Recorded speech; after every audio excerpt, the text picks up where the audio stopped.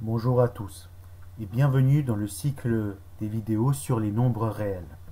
Quand on fait de la géométrie, on se pose très vite la question de ce que c'est les nombres réels. Tout simplement parce que les nombres réels, c'est les nombres qui peuvent représenter les points d'une droite. En effet, à chaque fois que vous avez une droite, vous pouvez choisir un point sur cette droite qu'on va considérer comme l'origine. Et vous pouvez choisir une orientation de cette droite. C'est-à-dire, on considère cette droite-là dans ce sens-là. Supposons aussi qu'une unité de longueur est choisie. Autrement dit, on a choisi un segment qu'on va considérer comme unitaire. Dans ce cas, à chaque point d'une droite, on peut associer un nombre x qui correspond à la longueur entre l'origine et ce point-là. Dans le cas où ce point est situé à droite de l'origine, c'est-à-dire dans le sens dans lequel on a orienté la droite, on prendra la longueur avec un signe positif. Dans le cas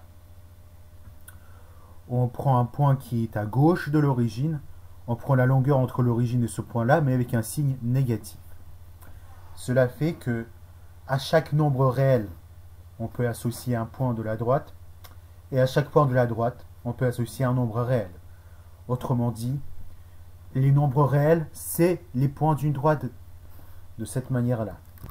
Voilà, les nombres réels, c'est l'ensemble des points d'une droite grâce à cette correspondance.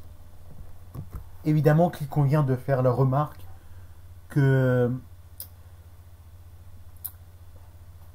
le nombre qu'on associe à un point d'une droite dépend de l'origine qu'on a choisie, dépend aussi de l'orientation de la droite qu'on a choisie et dépend aussi de l'unité de longueur qu'on a choisie.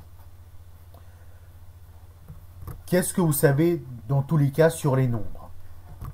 En général, vous êtes toujours très familier avec l'ensemble des nombres entiers naturels. Les entiers naturels, c'est 0, 1, 2, 3, 4, 5, etc.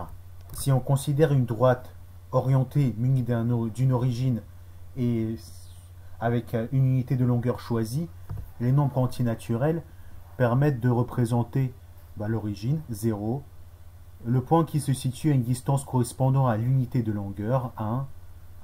Ensuite, on met 2 fois l'unité de longueur, on obtient 2. 3 fois l'unité de longueur, on obtient 3, etc. etc. Évidemment que on n'a pas ainsi tous les points de la droite. Déjà, il manque les points qui se situent à gauche de l'origine. On a tous les points à droite de l'origine, mais on n'a pas encore les points à gauche de l'origine. C'est ainsi qu'on introduit l'ensemble Z des nombres relatifs.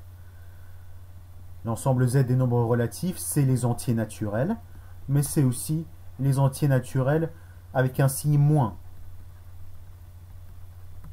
Sachant que 0 et moins 0, on le considère comme le même nombre. Ceci nous permet de placer de la même manière des points à gauche de l'origine. Moins 1, c'est le point situé à une distance correspondant à l'unité de longueur, mais de l'autre côté de l'origine que 1. Ensuite, de même, on a moins 2, moins 3, etc. Rajoutons les points, les 3 petits points des deux côtés pour Z pour bien faire comprendre comment ça marche. Alors là, si vous regardez bien l'intuition qu'on a d'une droite, vous voyez bien qu'on n'a pas tous les points, qu'il manque des points, qu'entre 0 et 1, il y a encore des points. Entre 1 et 2, il y a encore des points. Entre 2 et 3, il y en a encore. C'est-à-dire, les nombres entiers, même Z, l'ensemble des nombres entiers relatifs, est insuffisant pour décrire les points d'une droite. En particulier, on peut considérer comme évident qu'à chaque fois qu'on prend un entier naturel n plus grand que 1, eh bien, vous pouvez diviser un segment en n parties égales. Par exemple, si vous prenez n égale 3, prenons n égale 3, on peut diviser le segment qui joint 0 à 1 en 3 parties égales. Ainsi, les deux points roses qu'on a placés, c'est des points, et c'est des points qui, naturellement, si on cherche la longueur entre 0 et le premier point rose, et la longueur entre 0 et le deuxième point rose, donc c'est des points qui devraient être exprimés par des nombres. Parce que les longueurs, c'est quelque chose qui doit pouvoir être exprimé par un nombre. Ensuite, quand vous avez des nombres, ce sont des choses que vous pouvez comparer. Vous savez très bien comparer les entiers naturels, aussi bien que vous savez comparer les entiers relatifs. Tout simplement, il faut se demander parmi deux entiers naturels, on se demande lequel des deux points est le plus loin de l'origine.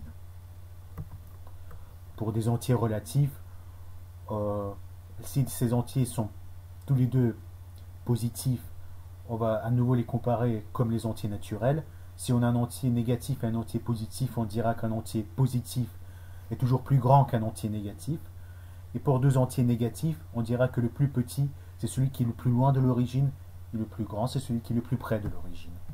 Ensuite, quand vous avez des nombres, vous savez les additionner. Comment est-ce qu'on peut voir géométriquement l'opération de l'addition? Si vous voyez tout simplement les nombres comme des points, l'addition n'est pas très naturelle. Cela nous invite à considérer les nombres d'une autre manière. Ainsi, un nombre 2 peut représenter le point 2, à distance 2 de l'origine dans le sens de la droite. Mais le nombre 2 peut aussi représenter un déplacement de 2 unités vers la droite. Autrement dit, 2 représente ce déplacement-là. Mais 2 représente aussi ce déplacement-là. De même, 3 représente ce déplacement-là. Mais 3 représente aussi ce déplacement-là.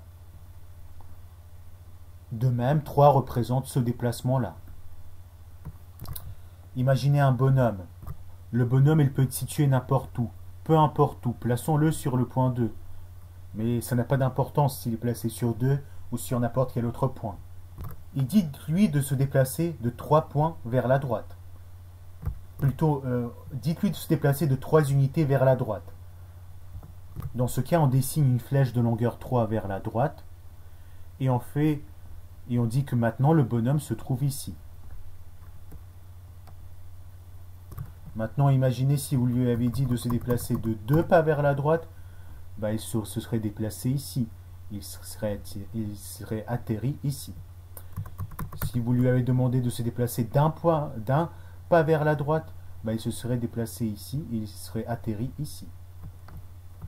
Maintenant, si vous lui dites de se déplacer de moins 2 pas ou unités vers la droite, bah, moins 2, ça signifie qu'il va se déplacer de 2 unités vers la gauche et atterrir ici. Et donc, il va atterrir à cet endroit-là. Il est intuitif ce qu'on veut dire quand on parle d'additionner de déplacement. Ainsi, si vous dites à notre bonhomme de se déplacer d'abord d'un certain nombre de pas vers la droite, puis d'un autre nombre de pas vers la droite, ce nombre peut être négatif, et bien la somme des deux déplacements, c'est le déplacement qui résulte, c'est-à-dire sur notre dessin, un déplacement d'un pas vers la droite. Autrement dit, la somme d'un déplacement de 3 pas vers la droite, de déplacement de moins 2 pas vers la droite, est un déplacement d'un pas vers la droite.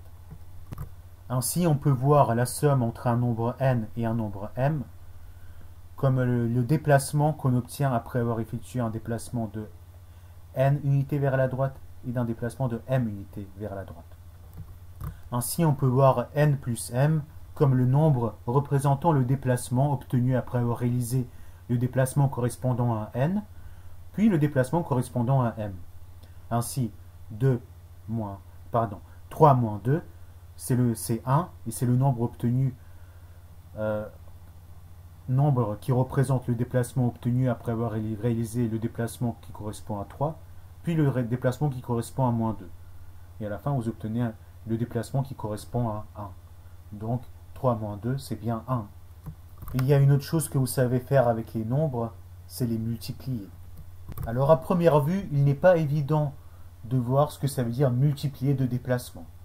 Additionner deux déplacements, c'est simple. On en fait un, puis on fait l'autre, et le déplacement résultant, c'est l'addition des deux déplacements. Multiplier les deux déplacements, on ne voit pas très bien ce que ça veut dire. Ceci dit, vous savez quand même multiplier deux nombres entiers naturels. Et ce que c'est multiplier deux nombres entiers naturels est naturel. Si vous prenez n et m, deux entiers naturels, on définit n fois m. N fois m, c'est le nombre obtenu en prenant le nombre m n fois.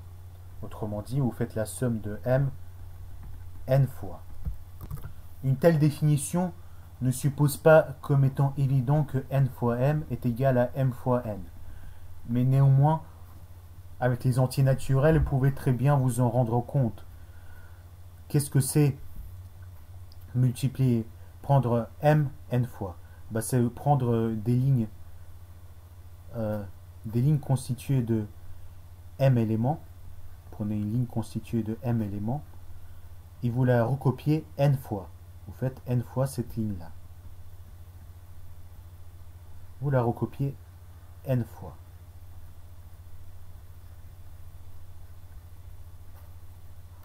Donc là, vous avez recopié n fois une ligne constituée de m éléments. Mais sauf que quand vous recopiez une ligne constituée de m éléments, vous êtes en train de former des colonnes. Et vous avez à chaque fois une colonne qui est constituée de n éléments. Et vous reportez la colonne constituée de n éléments m fois. Donc c'est pour ça que n fois m, c'est quelque chose qu'on visualise comme en prenant une ligne de m éléments n fois. M fois n, c'est quelque chose qu'on peut visualiser en prenant une colonne de n éléments m fois.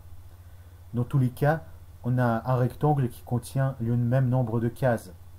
Donc il est assez clair que la multiplication des nombres entiers naturels est commutative. Donc ça signifie que n fois m est égal à m fois n. En ayant défini la multiplication de cette manière-là, il n'est pas clair quel sens aurait la multiplication entre un nombre négatif et un nombre positif. Quel sens aurait la multiplication entre un nombre négatif et un nombre négatif? Et même on aimerait quand même un sens plus géométrique de la multiplication. Pour répondre à toutes ces questions, on se donne rendez-vous à la prochaine vidéo. Et j'espère que ceci vous donne envie de continuer à suivre ce cycle de vidéos. Je vous remercie pour votre attention et n'hésitez pas à poser vos questions en commentaire.